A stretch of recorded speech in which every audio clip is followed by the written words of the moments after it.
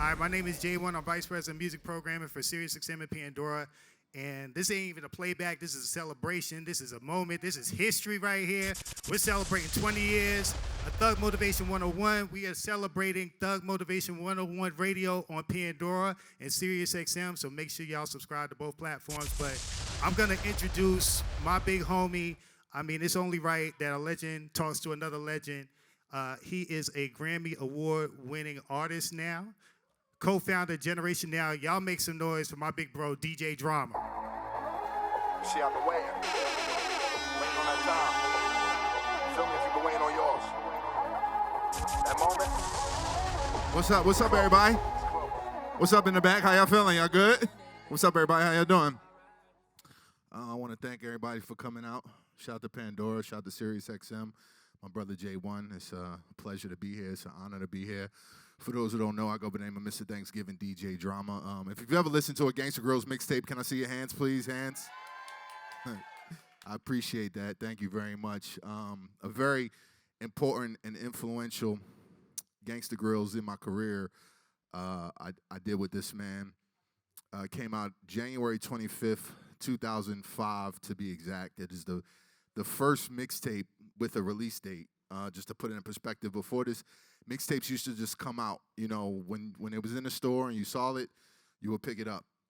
And this man had the vision to not only set a release date for his mixtape, because it was so many people who were asking when was the next one was going to come after we did Streets is Watching, that we did a release date and a party that literally changed the face of hip-hop. You know, it changed mixtapes going forward.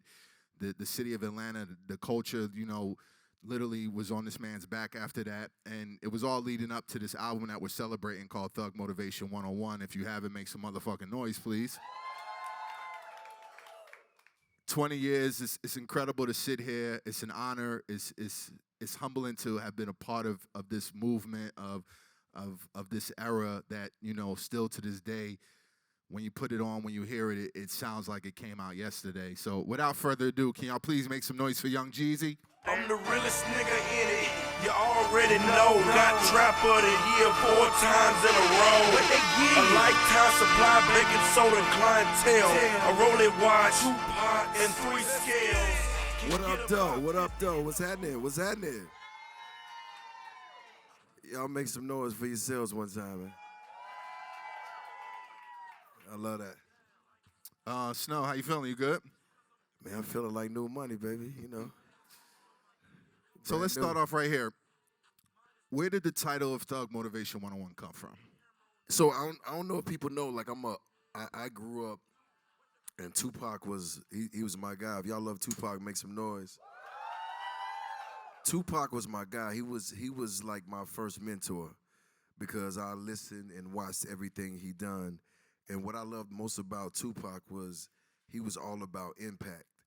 And he had a vision of what his impact was. And thug life to him meant something totally different than it meant to anybody else. It was just on the street. It was more so of a movement. And when I started to do music, I was trying to find my voice in just my direction. And what I noticed early on is that I always gave everybody good advice. I can't say it myself, but everybody else. You know what I'm saying? And I felt that way in the music because I was basically talking about what I was going through, but I was also telling people what I did to navigate that. And to me, that was motivation because some of the situations I was in, they were life and death, death or jail. And I was able to navigate through those situations. And I was like, well, how real would that be if my music stood on that type of business of motivating people more so than just talking to them or trying to entertain them? So Thug Motivation came from me saying to myself in my head, if somebody listens to this album and they passed the class and they graduated, so clearly all y'all graduated, so congratulations. Congrats. Yeah. Take me back. Let's talk about what the landscape of hip-hop was like, what Atlanta was like. What was your life like during that time in the process of making Thug Motivation, and you know, how did you feel coming into the game?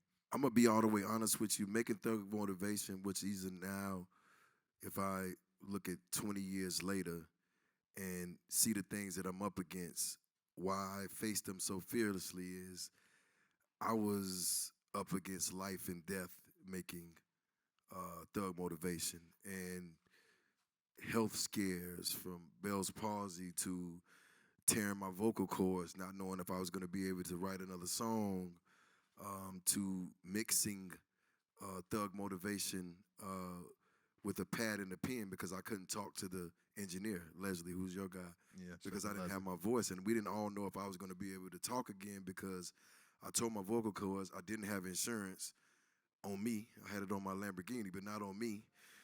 And now I had to go pay for this cash and hope that it worked. And it was probably one of the most humbling moments of my life. And at the same time, I'm watching all my friends and peers, get indicted, go to prison. And I'm just like, shit, like, how's this gonna work for me? And I never forget it. When I got the album done, I was so excited this was gonna happen.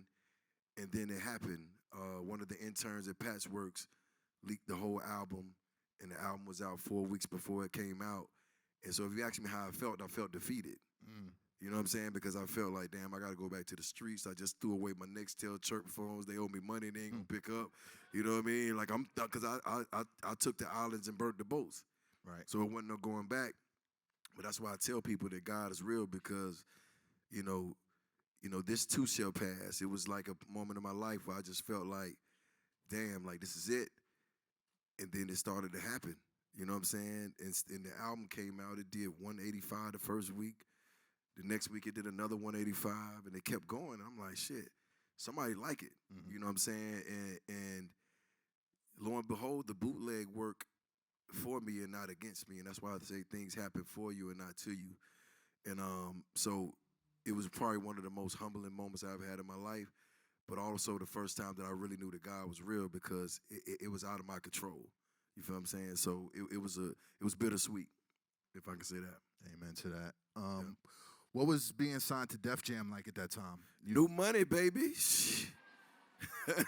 Jay-Z legitimate money. Jay-Z had just become president? No, actually Kevin Lyles and L.A. Reid signed me, and 2 weeks after I was there, Kevin Lyles left and went to Atlantic Records, and I was like calling Coach panicking, like, Kevin's not there, what we gonna do? We should go to Atlantic with him. I called Kevin. He said, yo, the next guy that's going to come over here to be the president, I think you're going to like him. And I was like, okay, who is it? He didn't tell me. And one day I'm at Def Jam. We checking in our credentials to go upstairs, and this Maybach pull up in this driveway where nobody can pull up anyway. And the door opened, and it's Jay-Z. And he go, Jeezy. I was like, hell yeah, what's up? You know what I'm saying? And he's like, yo, I'm the president. And I was like, really? He's like, yeah. He said, come on, walk upstairs with me. And I remember being in the elevator with him, and he told me, look, man, I heard about what you got going on. I got you. It's another thing about God. You see what I'm saying? Like, Kev left. I love Kevin Lyles, but Jay-Z came. I mean, you got to pick your wars, your battles. You know what I'm saying? So, to me, that was another moment. And we ended up having a very solid relationship based off mutual respect. So I was able to do a lot of things that a lot of people couldn't do as a new artist. Like, one of them would be that I actually went in and negotiated a deal myself with Bad Boy to do the Boys in the Hood record, knowing that I knew that Puff and Jay knew each other. Okay. And that all I had to do was have a conversation with Jay, and they worked it out. But that was another thing of like dealing with people who understood what you were trying to do and not getting in your way. So I was able to have 2 record deals at one time. Y'all get up. I was signed to Atlantic Records, Bad Boy, and Def Jam at the same time. Yeah. Funny you brought that up. So my next question was, I remember the response from when Boys in the Hood first dropped. Yep. When I think about it that time, it was the beginning of what we now know as trap music. Shout out to Tip. Tip had made an album called Trap Music. Yep. But in those early years, the way your lyrics was touching people, or just you were rapping about things that people hadn't really started talking about yet. Right. you know, and there was still this wittiness to it. There was this lyricism to it. Yep. We coined the phrase quality street music because of that. Right. You know, you went on to say, I'm your favorite rapper's favorite trapper. Yep. You know, what was that feeling like for you, you know, coming from where you come from, Right. getting into hip hop from on the culture side, and, Right. and you know, you're the hottest thing smoking, you Yeah. know, not even just from the people, but then your peers as well. Right. It was one of those moments where, like, you get it in the room, and I tell anybody, like, you know, hustle will beat talent every time. And just being resilient. I was put in the room in all these situations where I was actually getting in with people who aspired to be artists. Like, they grew up wanting, writing, you know, all the things, and that just wasn't my reality. You know what I'm saying? I grew up in the streets, so for me, I was all about survival. And now I put myself in a position where I'm in the room with these very talented people, and I'm going, what makes me different? And what I noticed almost instantly was that the people that they were trying to talk to were the people that I knew. So they're making music for people who they look up to. The people that they look up to, I know these people because I'm in the street with them. Right? So it's almost like, but I know the lingo that we talk. It's like culture. That's what culture is. If somebody, you know, all y'all have been in here, y'all know the sound of a hot cone burning some hair when your grandma, you know what I'm saying? That's culture. Like, you know that.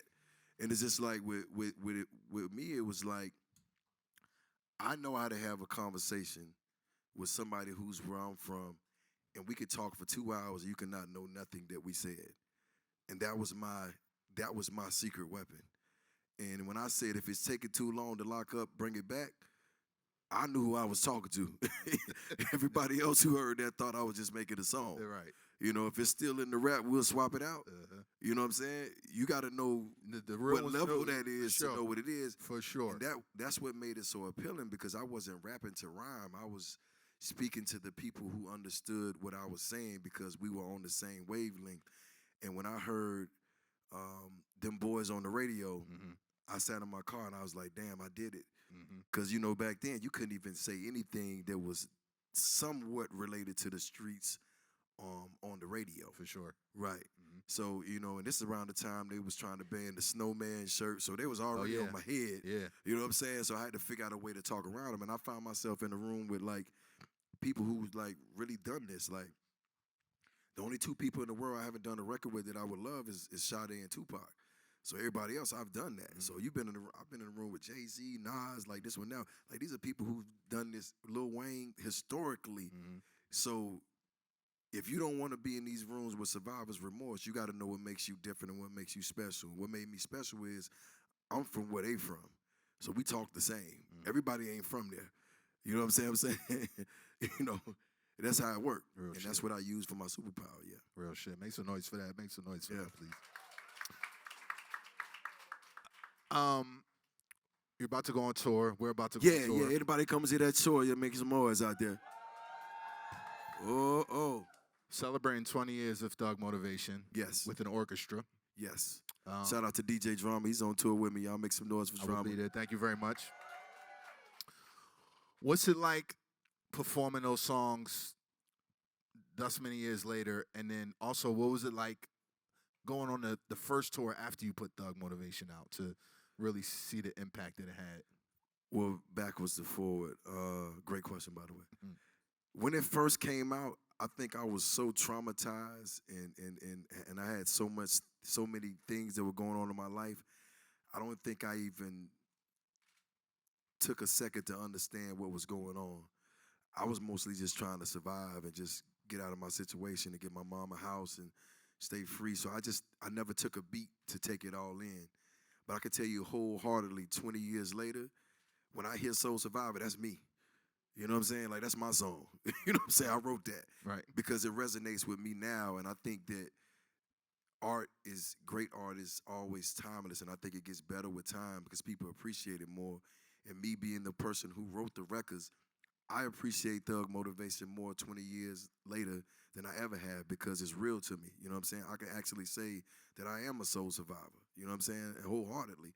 and I can mean that. I can tell you, you know, when you tell somebody trap or die, I mean that. That's in the corporate world. Whatever you doing, you better do it the best.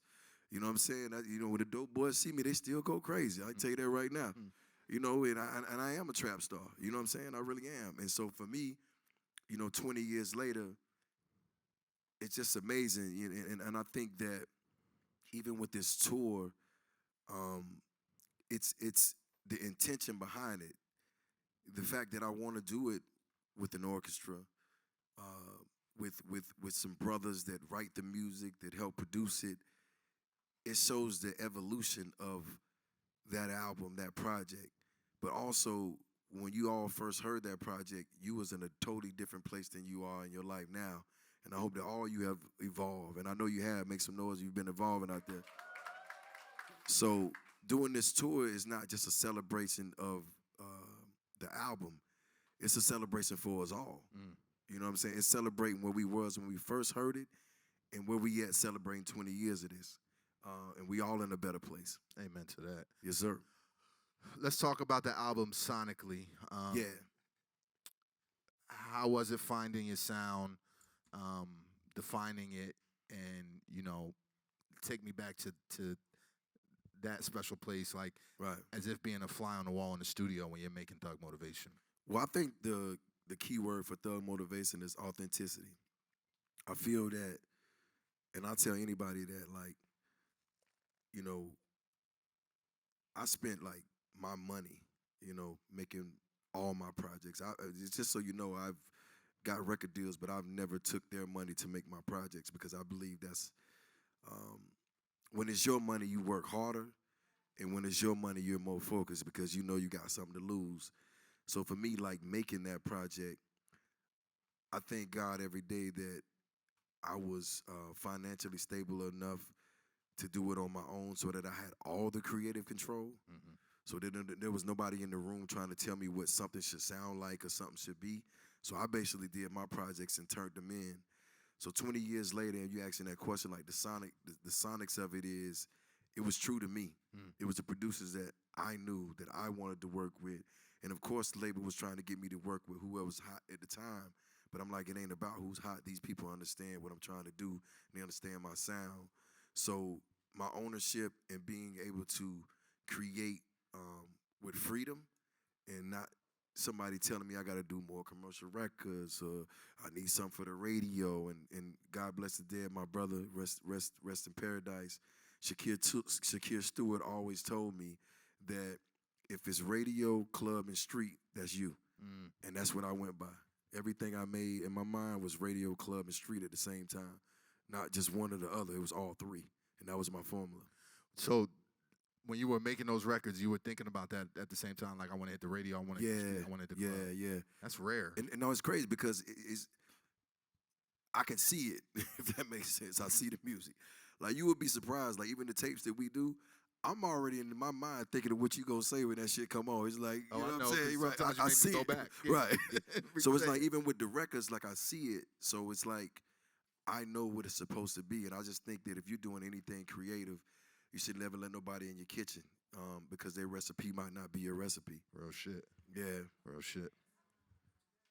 J1. I apologize. I got a question for both y'all. Oh, shit. And Jeezy, you actually talk about this in the book the first time that y'all met. Yeah. Drama made me take my shoes off at his house in the hood. Meanwhile, I was living in Buckhead driving a Ferrari. You gotta make it make sense. Drama, can you give your side of the story? No, that's accurate. Yeah, that part of the story is definitely accurate. I was living in the fourth ward on Boulevard, which is now becoming shop. Oh, y'all live in the neighborhood? All right. Okay. Respect. It's gentrified now. Yeah, at the time it was, he wouldn't have been whooping and shit, but it was like a little shack. It's actually still there. I don't know if I want to give that address out, but it's on Glen Iris. Yep. And I had just gotten out of college. Coach K was living around the corner from me. As Destiny would tell it, because I still think about that all the time. Like, what if me and Coach K wouldn't have been neighbors? Right. And, he started telling me about his new artist, Young Jeezy. And Snow came over to the crib. He was doing shows in Macon early on in his career. He had this album out called Come Shop With Me before we did Streets Is Watching. and they told me if I could make them some show CDs. Show CDs, yeah. And they give me like $100 or so forth. So he can't. Coach told me like Jeezy wanted to sit with me when I made the CD. So he came to the crib in the 4-4, and I asked him to take his shoes off, and he looked at me like I was fucking crazy. Crazy, yeah. You know, at that time, I thought it was a nice little crib. But so that was our first initial interaction. Yeah. You know, and then maybe about, I'd say 6 months later, maybe 6 months to a year later, Coach and Jeezy took me to lunch at this restaurant called Harry and Sons. And I had just did my first Gangsta Grillz party in Buckhead, and this was still very early on in the Gangsta Grillz brand. I think the only tapes that I had did like full projects on may have been Bun B and T.I. at the time. And Jeezy had came to the party, and you know he told me like, yo, I was there. I was in the cut, and I was literally paying attention to what you got going on. And he was like, I don't know if you know, but the streets is really fucking with the Gangsta Grillz brand. He said, yo, I got this vision, I got this idea, I got this plan. I want to do a whole tape with you on Make It a Gangsta Grillz. You know, and I kind of, it was still fresh to me at this time. I don't think you can tell them the truth. Yeah, I didn't really understand what he was talking about, to be honest. Like, he was a new artist, and at back then as a DJ making mixtapes, I was still kind of chasing what was hot, what was already out. You know what I mean? I hadn't started thinking about like artist development or breaking new talent.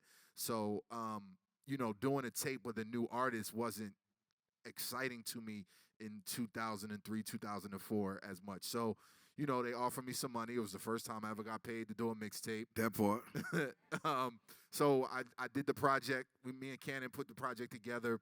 And, I remember me and Cannon going through the music and just kind of like, taking a little note, like, this shit sound kind of good. This don't just sound like I'm just putting the tape together. And as soon as we dropped Streets is Watching, I remember people just pulling up on me and telling me like, yo, that's the best Gangsta Grillz you've done thus far. And I'm like, word, the new guy? Like, yeah, that guy. And I was blessed enough to, we because of the success that we had and, the energy that we had, he offered for me to come back and do another one. Yeah, and that was Trap or Die. If anybody heard of it, make some noise. Yeah, I remember the first time talking to Drama about Trap or Die. I was like, yo, we got to do a DVD with this, man. People liking the music, but they don't know what I look like. And me neither, by the way. Right. So we did a DVD with it. Of course, we met at the Rendezvous spot right there, the BP on Boulevard, and did the drop off and the pickup. And he went and did Trap or Die. And I remember calling him. I was like, yo, you got to go harder on this. This is it. And he went in again. And it's like from the intro, here I stand, a grown-ass man, all by myself, a grown-ass man. When those lines came on and he started talking his talk over when he brought me the tape back, I knew what it was. And I think we pressed up about 400,000 copies of that mixtape, and we gave them all away. And everybody said that I was crazy. Told me it made no sense, but I knew. My grandmother used to tell me back in the day, you can't ask somebody for something without giving them something first. And I knew that all I had to do was get this out to the world. Now, mind you, I'm going against the clock because everything around me is deteriorating. Like, the people who are closest to me are going to prison. The people around me are losing their lives. The people around me are, they're losing their money. Like, there's so many things happening. And I didn't know I was going to make it to Thug Motivation. I just know that I had one shot coming off of Streets is Watching to be heard, because that was the thing. And when you hear Trap or Die, the reason why it's so much just life in those records is because you had a young man that was fighting for his life and fighting to be heard. And every day I would make those records. I just wanted to be heard, and I didn't know if I was going to be around next week to make another record or tomorrow to make another one. I mean, it got so crazy, like I would literally not get on the same plane with the drives because I was like, if something happened, like this shit got to get out. Like somebody got to put it out. And that's just the way I thought about it. And I could tell you wholeheartedly, like, the minute that mixtape dropped, my life hasn't been the same since. And that's why I'll tell anybody, you know, if somebody tell you you're crazy, you're probably doing the right thing. You know what I'm saying? And don't ever forget that, because people are not going to always see your vision or see what you see around the corner. And had I let anybody talk me out of what I knew to be true, I wouldn't be here. We wouldn't be in this room. I think this wouldn't be a conversation. I wouldn't be introducing my station right now. It was serious. I wouldn't be getting ready to do this 22 city symphony tour for my first album. You probably would never have heard of me. I'd probably be somewhere that I didn't want to be, but I went with what I knew. I went with the universe, and I went with what I believed in, which was myself. So I tell anybody, when I said trap or die, I meant that shit. For sure. I'm going to ask a follow-up question. I mean, obviously, you guys have been locked in for over 20 years. Don't make us sound old, Jay. Nah, man. I seen the journey, so I ain't far behind y'all. Yeah, that part. But have you guys been able to stay locked in for so long? I mean, you guys are going on a tour together. Yeah. And this is 20 years in the making. You don't see that in life in Yeah, general, but especially in this industry. We just talked about it in the car on the way here. I think what it is like, you know, of course we had our trials and trills, our ups and downs, our lefts and rights, but self-awareness is real. You know what I'm saying? And I think that we both was young, we was trying to figure things out, and I think we both in a better place than we've ever been in our lives at any time, and to be able to celebrate all this greatness together, knowing that we both have great things going on, we have a lot to contribute to each other, but also like keeping that. And I'm gonna say this without getting too deep. Everything was transactional for me back then. You know what I'm saying? Because I didn't look at relationships as relationships. I'm coming out of the streets. Everybody I had a relationship with, I had to hope they ain't stab me in my back. You know what I'm saying? So I didn't understand that. You know what I'm saying? I just was coming from a place I just had to survive. I had to take care of my son. I had to take care of my mom. I had to take care of my sister. So that was my first thought every morning. As time went on, of course, as you progress and you grow, which is what this thug motivation is about, you come to a moment of self-awareness. You just realize, okay, look, I could have handled that a lot different. Maybe this is a conversation we need to have. Maybe this is some new people we need to get around. And I would say that anything that transpired between us on misunderstanding part was by people that was around us who didn't understand the vision. But I think it's two adult men that do very well for themselves. You know, you can sit down and have a real conversation with someone. You just never know how far that goes. So I tell any of y'all, you know, a bad day for the ego is a great day for the soul. And that's why we're here today. You know, when I think about us 20 plus years ago, you know, we found a lot of success at the same time together, you know, with what we had accomplished.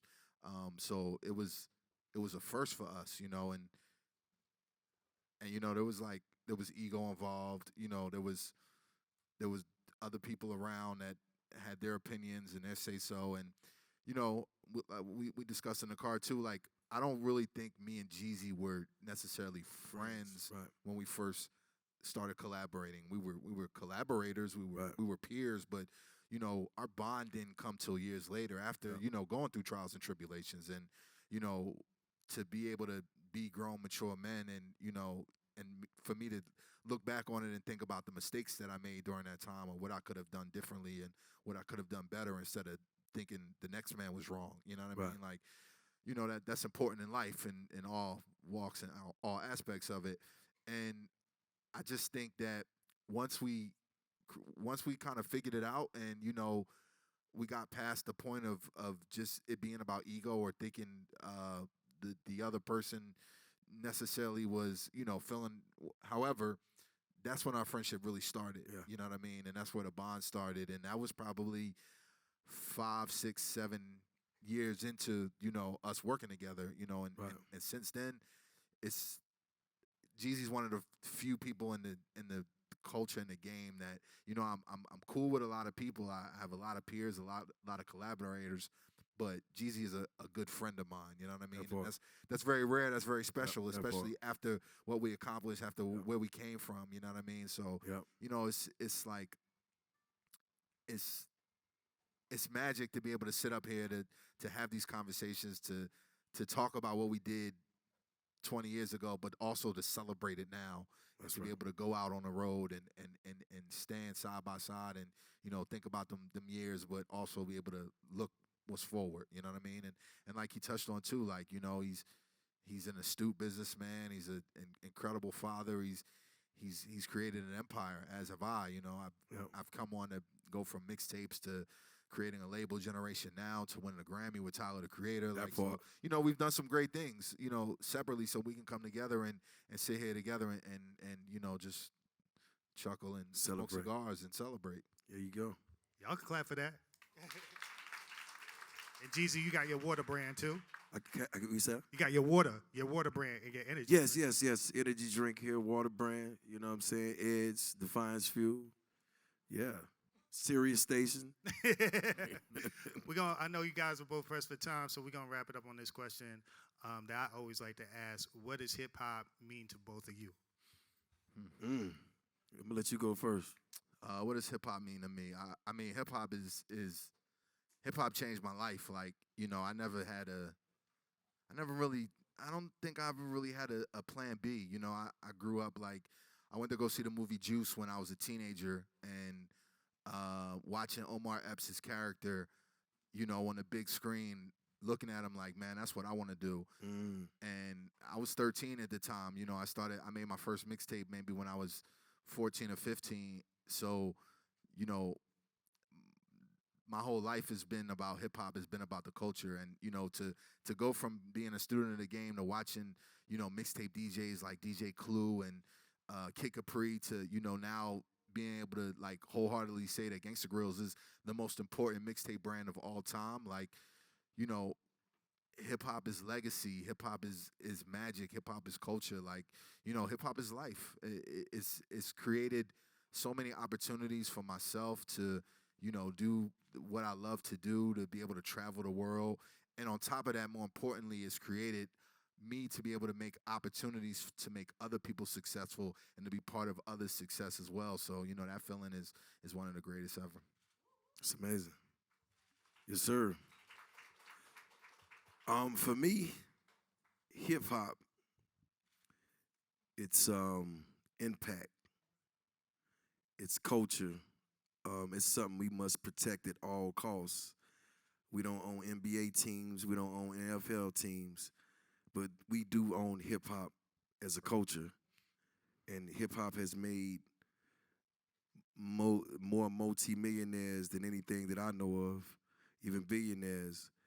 And the only thing I got to say about it, if you touch it, just leave it better than you found it. Y'all make some noise for Jeezy. Y'all make some noise for DJ Drama. Thank y'all.